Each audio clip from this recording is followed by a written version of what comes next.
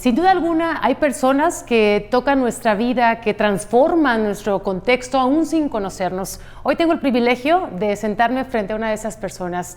Él es cirujano, conferencista internacional, autor de decenas de libros que han apoyado a millones de personas, un referente mundial también en el tema de la neurociencia y desarrollo humano, pero más allá de todos los títulos, lo que lo hace grande es su manera de mirar a las personas, su compasión, su profundidad, su sabiduría. Qué gusto que esté con nosotros, doctor Mario Alonso Puig. Nuevamente, qué gusto y qué alegría. ¿Cómo estás? Muy bien, muchas gracias por esa presentación tan cariñosa. No, pues es lo que siento desde mi corazón y bueno, compartirte que es una entrevista muy significativa para mí, no solo por estar frente a alguien que admiro enormemente, pero también hay alguien aquí que te sigue, que te escucha, que ha estado muy, muy, muy cerca de ti y quien me enseñó también a buscar la sabiduría en gente como tú. Ese es mi papá, que vino desde Guadalajara para estar aquí con nosotros, así que pues esta entrevista también va dedicada a él y a todos los padres que buscan dejar una huella en sus hijos. Bueno, Mario, pues hay muchas herramientas que hemos aprendido en tus libros. Hoy la vida también nos proporciona muchas formas para estar mejor.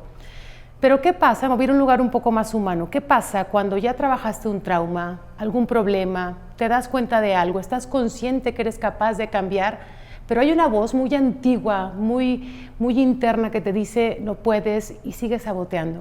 ¿Cómo se encarna realmente lo que uno ya sabe que es? Esta es una pregunta, Verónica, de gran profundidad y que tenemos que ser muy humildes a la hora de contestarla, porque efectivamente hay personas que han pasado por situaciones tan dramáticas en su vida que lo último que esperan es que les des una contestación facilona. No, tú simplemente quiere y con querer será suficiente. No es verdad, no es verdad, al menos en lo que yo conozco. En primer lugar, hay una parte que nosotros tenemos que reconocer y es que, sobre todo, las heridas en el mundo afectivo, en el mundo del amor, pueden dejar una huella importante, no solo en el momento en el que fueron creadas o en el que sucedieron, sino a lo largo de los años. Entonces tenemos que entender qué podemos hacer para ir convirtiendo la herida en cicatriz. Uno puede tener una cicatriz, pasas la mano y ya no te duele. Sí.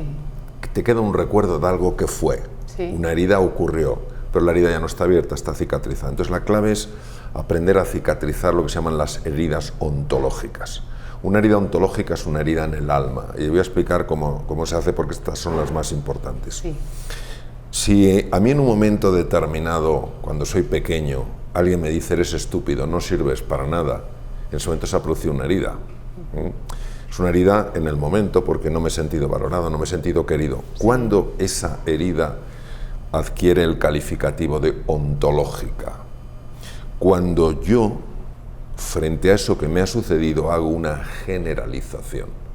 Si me dicen que no sirvo para nada, es que yo no soy válido, es que yo no soy merecedor del éxito, es que yo no soy capaz.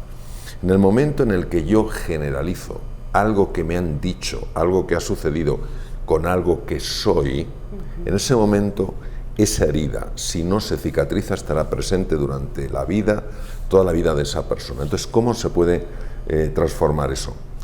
En primer lugar, entendiendo una cosa: quien tú eres no depende de lo que te ha dicho una persona. Quien tú eres depende de quién te ha creado. Y el universo, Dios, como cada uno le quiera llamar, nunca crea seres imperfectos. Maravilla. Es lo mismo que Van Gogh, es uno de mis pintores favoritos. Van Gogh nunca hizo un cuadro malo. Pues el artista de los artistas nunca va a crear un ser defectuoso. Esto es fundamental porque es el reconocimiento de que la herida efectivamente se produjo por una situación. Se mantiene abierta porque yo sigo sosteniendo con mi forma de pensar que no soy válido, que no soy digno de ser amado, que no soy digno de ser feliz. Entonces, una vez que yo soy consciente de eso, no puedo seguir culpando a la persona que me hizo la herida del hecho de que siga abierta. Tengo que tomar yo responsabilidad y decir, la herida se hizo. Si yo quiero que eso quede en el pasado, que es donde sucedió, yo y en el presente tengo que tomar responsabilidad. Y en ese momento lo que haces es cambiar el lenguaje y decir, cometo errores, tengo defectos, no hago las cosas como me gustaría hacerlas, sin embargo, soy un ser absolutamente válido, soy un ser absolutamente capaz, soy un ser digno de amor. Es decir, empiezas a separar lo que tú haces, lo que tú dices y lo que tú sientes de lo que tú eres. Como la herida se produjo a través del lenguaje, no me quisieron, yo no soy válido. La herida también puede ser sanada a través del lenguaje. Es decir, esta voz interna que tú mismo te hablas. O sea, claro, entrenar entonces, esa voz. Claro, entonces en ese momento lo que tú eres no es negociable. Tú eres, lo dijo muy bien Aristóteles hace 2500 años, tú eres unidad, verdad, bondad y belleza. Eso no te lo quitará nada, ni siquiera los errores que has cometido. Entonces cuando empiezas a poner el peso en lo que realmente eres, en lo que es el yo profundo, el nous del que hablaban los griegos, y dejas de seguir reforzando ese diálogo, yo no soy digno de amor, yo no soy válido, no sé cuál, entonces empiezas a separar el pasado del presente. Y en ese momento, por sorprendente que parezca, empieza a cicatrizar esa herida. Mi siguiente pregunta quizá va ligado un poco con el tema de qué tanto podemos sanar esas heridas, porque en México, como en todo el mundo, hay muchos vacíos emocionales. Yo vivo aquí en la Ciudad de México, no soy de acá, pero desde que llegué siento esta rapidez, esta prisa en el tráfico, en las filas, en todos lados, pero en ese sentido mucha gente se siente vacía emocionalmente. ¿Qué se hace con esos vacíos que a pesar de estar rodeados de personas, seguimos sintiéndonos solos, o a pesar de hacer más y más de lo mismo, seguimos creyendo que no es suficiente? Porque tenemos dos tipos de vacíos y creemos que es solo uno, y son dos. El primero es el vacío emocional y el segundo es el vacío existencial. El vacío emocional es cuando yo siento que no le importo a los demás, cuando yo siento que los demás no me valoran, cuando siento que los demás no me quieren. Entonces tengo esas emociones propias de la persona que no se siente valorada, que no se siente querida por los demás, que no se siente apoyada, que no se siente acompañada, etc. Y esto es una parte muy importante en la vida de un ser humano. El más profundo no es el vacío emocional, el más profundo es el vacío existencial, también llamado vacío ontológico. ¿Qué quiere decir? Que yo me siento dividido, separado del resto. No solamente es que vea que los demás son distintos, es que los veo como distantes. Me siento separado de la vida, me siento arrojado a un mundo sin sentido, me siento perdido en un mundo que no entiendo y que lo vivo a veces como hostil. Entonces, ¿qué ocurre? Que por más muestras de afecto que yo tenga a mi alrededor y que puedan cubrir, puedan llenar ese vacío emocional, si no encuentro el verdadero propósito, el verdadero sentido de mi existencia, seguiré teniendo un vacío existencial. Es decir, estaré rodeado de personas que me quieren y aún así sabré que algo en mí sigue vacío. Es decir, hay que entender nuestro propósito en la vida. Hay que entender el propósito, hay que entender el sentido y hay que entender, sobre todo hay que recuperar una cosa que es fundamental, que es el sentimiento de unidad. Es decir, tú eres distinta a mí, yo no te siento distante. Entonces, esto es fundamental. ¿Por qué? Porque independientemente de lo que tú pienses, de lo que tú creas, de lo que tú sientes, tú compartes conmigo, yo comparto contigo algo, que es que somos seres humanos en nuestro camino hacia la plenitud. Por tanto, lo que nos separa siempre es mucho menos que lo que realmente nos une, salvo que nos hayamos desconectado de eso que nos une. Qué maravilla. Te hablas mucho del silencio, Mario, y me gustaría que nos explicaras pues cómo diferenciar ese silencio, porque por un lado a mí me viene a la mente silencio, presencia, escucha, ¿no? Sabiduría, pero está el silencio de autocensura, el silencio que dice cállate porque no sabes. ¿Cómo identificarlos, del que anula al que edifica, y qué pasa también en nuestro cerebro, Mario, cuando actuamos desde uno o del otro? Hay tres silencios: el silencio de la mudez, el silencio operativo y el silencio creativo. El silencio de la mudez es cuando yo sencillamente me callo porque realmente en ese momento creo que va a generar problema si yo hablo, ¿no? Alguien que no está de acuerdo en una situación y que de alguna manera se calla, bloquea sus sentimientos, bloquea lo que necesita por miedo a las consecuencias. Hay un silencio más operativo, que es el silencio estratégico para ver lo que sucede. Y hay un silencio creativo. El silencio creativo es aquel en el que la mente ya no interviene. Wow. La mente entra en silencio. Entonces, si la mente... ¿Meditación? Claro, si la mente no interviene y entra en silencio, ¿qué es lo que sigue? Es lo que se llama la presencia, el testigo o la consciencia pura. Entonces, en ese momento ya no hay pensamientos que te estén llevando de aquí para allá, al pasado, al futuro, sino que esos pensamientos se aquietan. Y entonces tú eres pura conciencia. Cuando tú eres pura conciencia, eres capaz de penetrar en un espacio al que solo se puede llegar en la quietud mental. Por eso todas las meditaciones buscan conectar con ese espacio. Y ese espacio se llama espacio, ese silencio creativo, porque de ese espacio emergen intuiciones muy profundas, descubrimientos de cosas que tienen la capacidad de transformar tu vida. Te llega una serenidad, te llega un gozo, te llega una alegría que parece que viene de un sitio inexistente, pero lo que no puedes negar es su existencia. Por eso el silencio creativo no es la ausencia de sonido, es la ausencia de ruido. Tú puedes penetrar en ese silencio escuchando música, una música que te agrade, puedes penetrar en ese silencio dándote un paseo por la naturaleza y escuchando a los pajaritos. Es decir, no es la ausencia de sonido, es la ausencia de ruido. Cuando tú penetras en ese silencio, que parece que es un espacio en el que no hay nada, ahí te das cuenta de que precisamente donde parecía que no había nada es donde reside el todo. Wow, qué importantísimo, Mario. En un contexto tan polarizado como el que vivimos, insisto, en todo el mundo actualmente, ¿qué papel juega el ego y cómo debería una persona ser capaz de liderar en medio del caos, ¿no? Y con tanto ruido, pues desde la calma y la serenidad, ¿no? ¿Cómo sería, Mario? El ego es una ilusión creada por la mente, también se llama yo superficial o yo ilusorio, y el ego es la causa de todo el sufrimiento del ser humano, no de una parte, de todo. Sí. El dolor forma parte de nuestra naturaleza. Yo tengo un cuerpo, si me doy un golpe contra la silla, un golpe fuerte me va a doler, haga lo que haga. Luego yo puedo gestionar el nivel de intensidad del dolor, pero el dolor se va a producir porque hay una inflamación, etcétera, ¿no? Naturalmente, sí. Pero el ego es el causante del sufrimiento. ¿Qué es el sufrimiento? Es una forma de dolor generado por la mente. Por ejemplo, me doy el golpe, me duele y empieza mi mente, mira qué tonto eres, darte un golpe, hacerte daño, precisamente en una entrevista como esta. Termino la entrevista, pero qué barbaridad lo que pensarán de ti, la torpeza que has hecho. Esa es la mente intensificando el dolor y prolongándolo, ¿no? Entonces, ¿qué ocurre? Que el ego tiene muy claro lo que necesita. El ego necesita tres cosas para que sigamos creyendo que es real. Es una pura creación del hemisferio izquierdo del cerebro.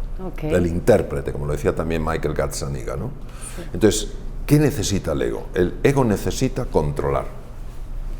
Yo tengo que controlarlo todo. Donde me siento, qué preguntas exactas me vas a hacer. El ego necesita poder, y el poder puede llegar al grado del sometimiento de los demás, para sentirme que soy más que el resto. Y el ego busca, sobre todo, aquello que sea material, pero no como algo de lo que disfrutar, sino algo que define mi valor. Por eso, cuando una persona está tremendamente atrapada por su ego, nunca tiene ni bastante dinero ni bastante poder. Nunca es suficiente. ¿Cómo es poder? ¿Cómo es posible? Si esta persona ya 10 generaciones podrían vivir de lo que tiene. Sí. No, pero va a por más y se mete en cosas que jamás se tendría que haber metido. Entonces, eso es lo que ocurre. Entonces, ¿cuál es la solución del ego?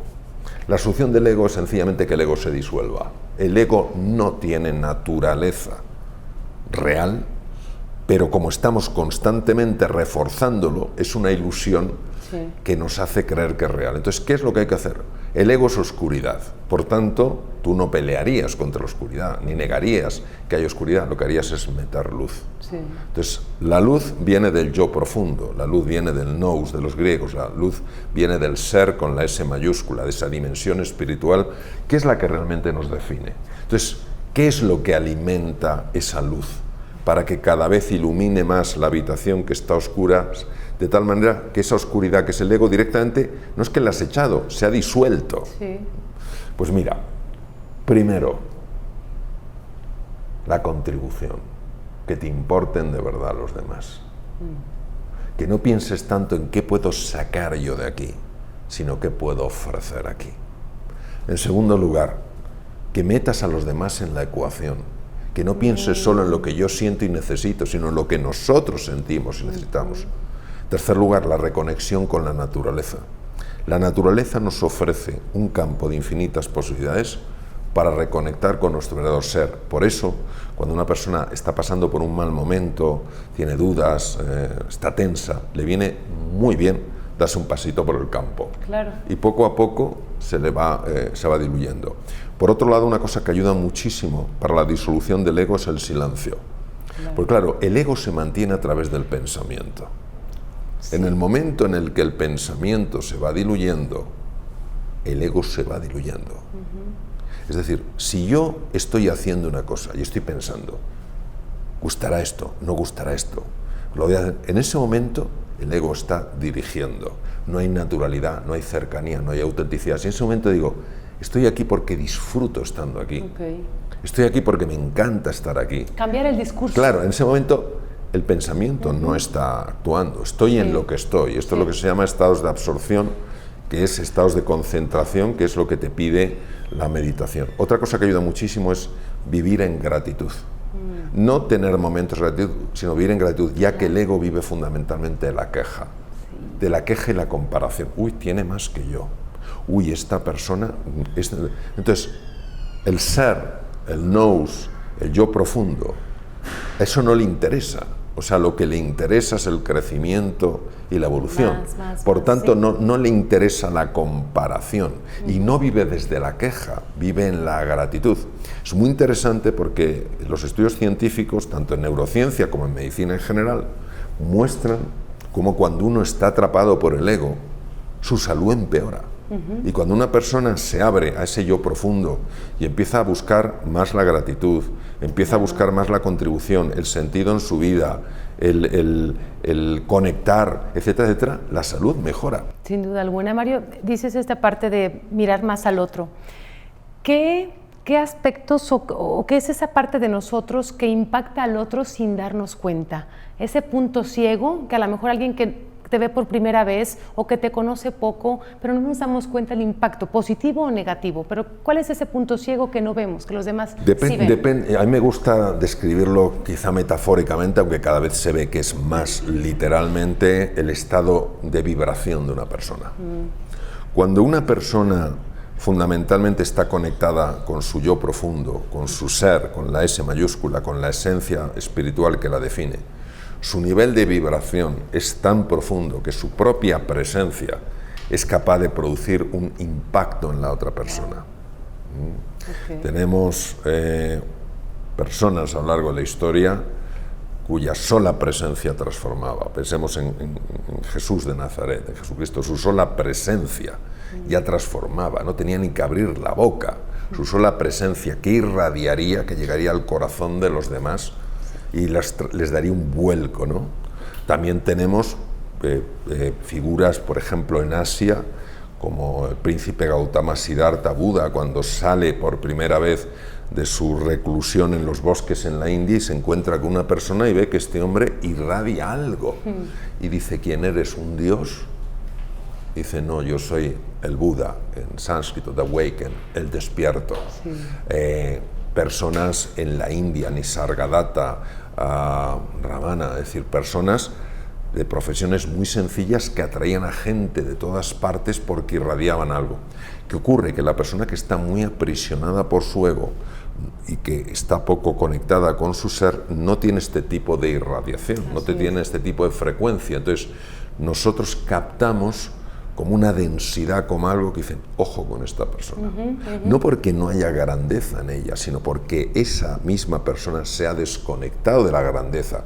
Y por tanto, en la interacción contigo, no va a actuar desde vamos a crear un nosotros, sino yo voy a ver lo que te puedo sacar a ti, voy a ver cómo puedo abusar de ti, voy a ver cómo te puedo someter a ti.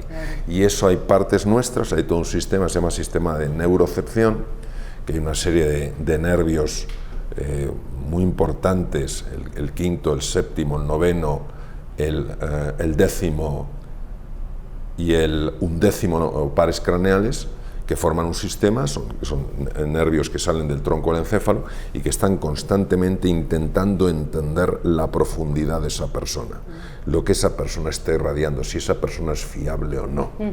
O sea, que eso es lo que hace que de alguna manera nosotros captemos eso. Y que va a depender 100% de cómo estemos internamente. ¿No? Fue muchísimo. Por eso hay personas que creen que sus pensamientos son secretos. No son secretos. Totalmente. No son secretos. Totalmente. Porque sus pensamientos se transforman en sentimientos. Y los sentimientos los estás transmitiendo con microgestos faciales, con pequeños cambios en el tono de voz, que ese sistema de neurocepción lo está captando, y que tú, aunque a nivel consciente no puedes decir, bueno, esta persona me quiere engañar, a nivel inconsciente dices, aquí hay algo. Totalmente. Mario, qué grandioso. Muchas gracias. Para cerrar esta entrevista, ¿algún mensaje? ¿Cuál es ese mensaje que crees que el mundo necesita escuchar más hoy en día con todo lo que estamos pues, viviendo y siendo testigos en el mundo? Pues es un mensaje de amor, de fe y de esperanza, y lo voy a matizar. ¿Qué es el amor? El amor del que hablo no es un simple sentimiento, es fácil amar como sentimiento a una pareja, a nuestra pareja, o a nuestros hijos, o a nuestros amigos.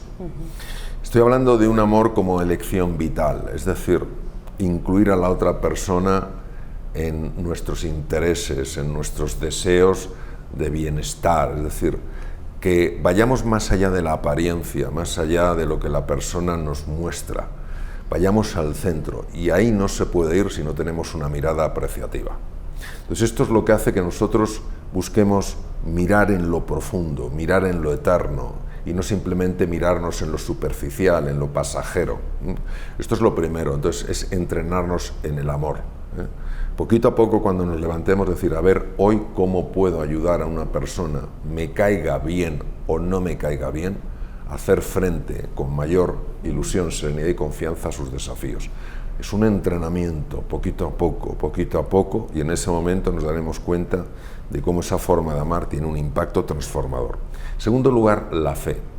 La fe es la certeza de que dentro de cada uno de nosotros hay un potencial extraordinario. Es la certeza de que todos, sin excepción, independientemente de nuestras circunstancias, estamos llamados a la plenitud. La certeza de que el universo, Dios, como queramos llamarlo, no es un mundo hostil ni un juez implacable, sino que es un mundo de amor infinito y de sabiduría infinita, deseando que le abramos la puerta para transformar nuestras vidas. Y en tercer lugar, la esperanza. La esperanza no es, ay, espero que se cumpla lo que yo quiero. La esperanza es abrirte a que lo extraordinario pueda suceder en tu vida. Es abrirte a la posibilidad de que algo que todavía no ha nacido pueda nacer. Algo que cuando nace te genera asombro, sobrecogimiento y gratitud. Si fuera una simple proyección de lo que yo espero curarme esta enfermedad, espero ganar este negocio, etcétera, sentirías agradecimiento. Lo que no sentirías es sorpresa y sobrecogimiento. Pero cuando tú te abres a que hay dimensiones de la realidad que nuestra mente analítica es incapaz de entender, y empieza a nacer algo que previamente parecía imposible, es decir, cuando tú tallas esperanza en la montaña de la desesperanza, tallas la palabra esperanza en una montaña de desesperanza, las cosas empiezan a cambiar. Entonces eso es abrirse a que hay una dimensión mucho más profunda de la realidad de lo que creemos, una dimensión verdaderamente extraordinaria y que puede por completo transformar nuestras vidas. Qué hermoso. Gracias Mario por tu tiempo y sabiduría, y que esta estancia en México sea maravillosa, aunque es rápida, pero que disfrutes de lo mejor. Gracias por tu tiempo. Gracias.